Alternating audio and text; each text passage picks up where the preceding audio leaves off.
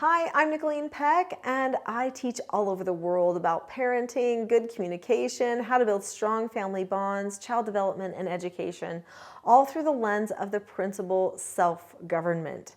I have raised 4 children of my own. I am a grandmother. I've also raised many foster children who were considered very difficult in the foster system, and I would like to give you some of the best advice for new parents. In this video, we're going to be talking about good parenting and what makes good parenting, and then we'll also talk about key things that you can start to focus on now in your communications. Even if you have a baby and you are not really engaged in a lot of behaviors yet, get yourself ready and it will be easier later.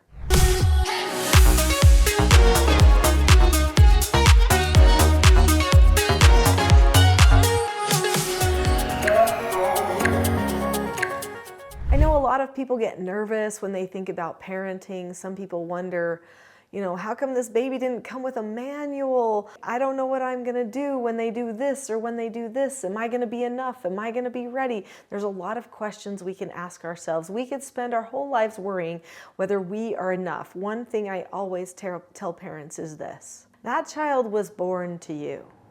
The child wasn't born to the school or the doctor or society. It was born to you, to the parent, which means that somebody already thinks that you will be able to do what you need to raise that child.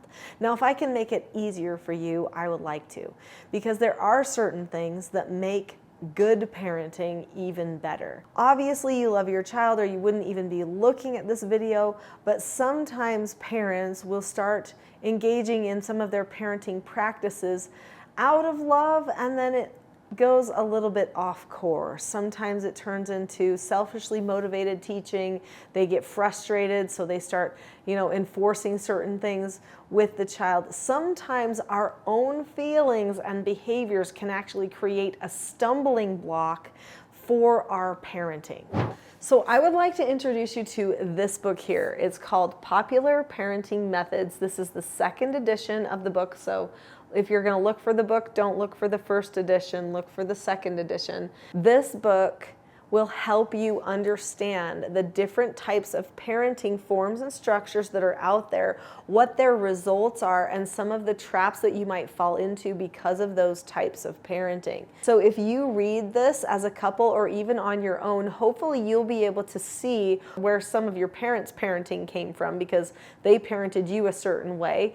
And maybe you might even see some of the ideas that you have in your mind and where they align with what type of parenting maybe that you're wanting to adhere to. Popular Parenting Methods is a good start. It will talk about different styles of parenting. Now, there are multiple videos on this channel that talk about different styles of parenting and what we need to know in order to make a really good, deliberate, conscious decision. But that's the main thing. Make a deliberate choice about what type of parenting you are going to use. Make sure that you are deciding on purpose what you want your family culture to be. I know that when that baby is small, it feels like, well, life's just how it always was. Now we just have a little baby.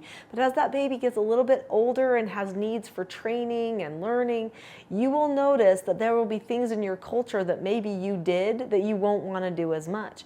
Maybe you're engaged in lots of gaming or cell phone usage and you realize that the baby is starting to orient their attention towards digital devices and you suddenly don't want to spend your time there because you don't want to be teaching the child that that's what life is all about. Now, obviously, that's just one example, but our examples to our children really do make a difference.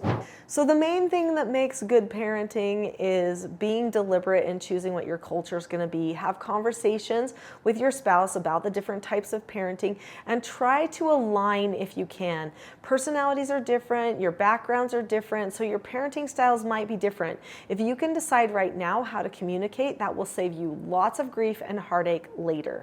Another book that you might want to look into is Parenting a House United. So this is my most popular book. It's kind of like the Bible of the teaching self-government parenting. This book will tell you all of the skills and things that you need to communicate and solve problems without having to get angry. I know a lot of parents worry about being angry or emotional because maybe they have some anger or emotional issues already. But when you read Parenting a House United, you will recognize that there are certain scripts that you can just hold on to so that you don't have to fall into any of those bad habits. In fact, I would recommend using the 4 basic skills of self-government as well as the 5 teaching styles with other people that you live with, even though you just have a baby that's small. And while that baby's small, use words of self-government as you're describing things that you're going to do with the baby, or that you're instructing yourself to do certain things. You're giving yourself a no answer about things, or you're telling the baby that they're getting a no answer.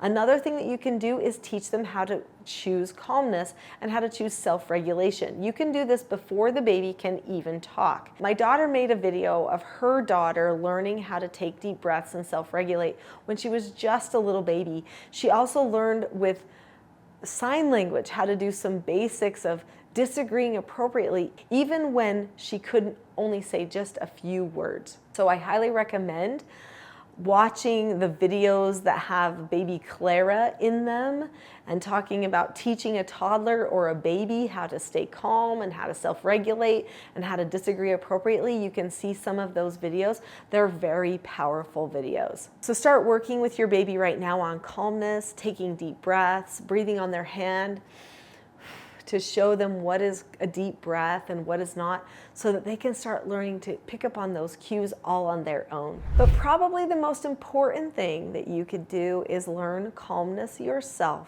so that you're ready for those moments that don't go exactly perfectly. I have a Calm Parenting Toolkit right now on my website. So the website is teachingselfgovernment.com. You have to write all of those words out. If you go to that website, on the homepage right now, there's a Calm Parenting Toolkit that you can have for free. Has 10 tools for calmness. When you're having sleepless nights, when that baby is screaming and crying, work on your calmness now, and it will prepare you so when they're older, you'll be able to stay calm no matter what. Click on the link to that small mini course now. I'll see you there.